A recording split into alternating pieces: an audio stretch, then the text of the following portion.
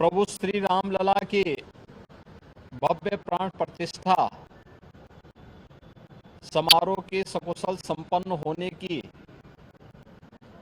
हृदय से बधाई देता हूं और आज से प्रारंभ हो रहे वर्ष 2024 के उत्तर प्रदेश विधानमंडल सत्र शुभारंभ के अवसर पर सभी माननीय सदस्यों का भी मैं हृदय से स्वागत करता हूं।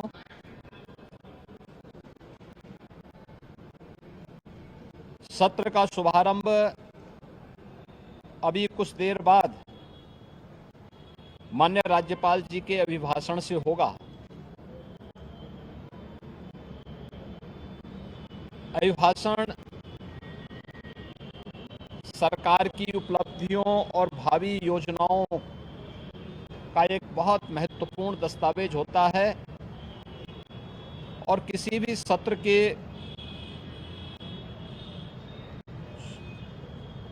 वर्ष के शुभारंभ का पहला जो बिजनेस होता है वह विधानमंडल में माननीय राज्यपाल के भाषण से ही शुरू होता है। बजट सत्र है तो वर्ष 2024-25 का बजट भी इस दौरान उत्तर प्रदेश विधानमंडल में प्रस्तुत होगा और वर्ष भर के आय व्यय को लेकर के सदन में चर्चा होगी।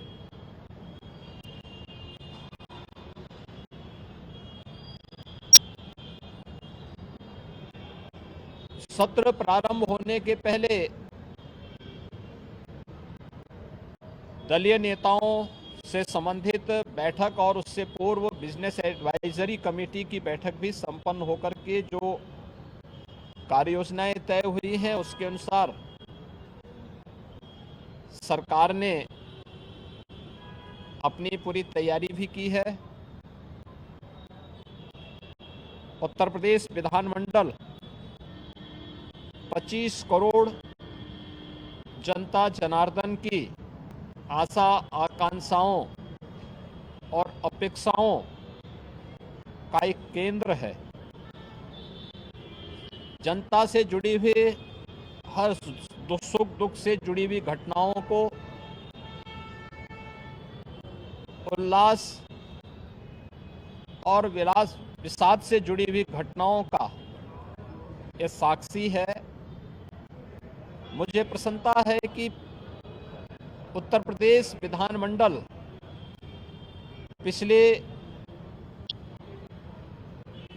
5-6 वर्षों के अंदर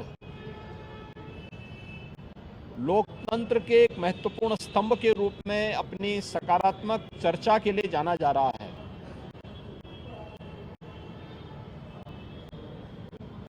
सकारात्मक मुद्दों पर, विकास से जुड़े हुए मुद्दों पर हर माननीय सदस्य अपनी बात को सदन में रखने के लिए उत्सुक दिखाई देता है और मैं इस अवसर पर अपने विपक्षी मित्रों से भी इस बारे में अपील करूंगा कि जो माननीय सदस्यों की भावनाएं हैं उससे दलीय सीमाओं से अलग हटकर के प्रदेश के विकास के लिए विधान सभा या विधान परिषद को हमें एक सकारात्मक चर्चा का केंद्र बनाने की आवश्यकता है और उस दिशा से यह सत्र हमारे लिए बहुत महत्वपूर्ण सत्र होगा। राज्यपाल जी के भाषण पर चर्चा होगी, उसका जवाब भी सरकार की तरफ से जाएगा।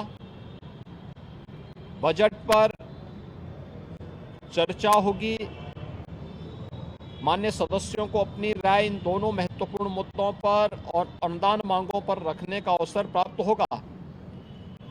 इसके अलावा अपने अपने विधानसभा क्षेत्र से जुड़े हुए या प्रदेश के विकास से जुड़ी हुई महत्वपूर्ण बातों को सदन के समक्ष रखने का भी अवसर माननीय सदस्यों को प्राप्त होगा। मुझे विश्वास है कि जो एक सकारात्मक माहौल प्रदेश के बारे में बना है, देश में, दुनिया में, उस सकारात्मक माहौल का लाभ विरोधी दल भी लेकर के एक सकारात्मक चर्चा का केंद्र विधानमंडल को बनाने में अपना योगदान देंगे। हमने कल भी दलीय नेताओं की बैठक में इस बारे में बहुत स्पष्ट रूप से कहा है कि सरकार हर विधानमंडल की कार्रवाई का हिस्सा बनने वाले हर मुद्दे पर चर्चा के लिए भी तैयार है और उसका जो तथ्यपरक और सही जानकारी होगी उसको सदन के समक्ष रखने और माननीय सदस्यों को अवगत कराने के लिए पूरी तरह तैयार है। मैं एक बार फिर से उत्तर प्रदेश विधानमंडल की वर्ष 2024 के सत्र शुभारंभ के अवसर पर सभी माननीय सदस्यों को हृदय से स्वागत करता हूं। उन्हें उत्तर प्रदेश विधानमंडल की कार्रवाई को सुचारू और नियम संगत तरीके से आगे बढ़ाने के लिए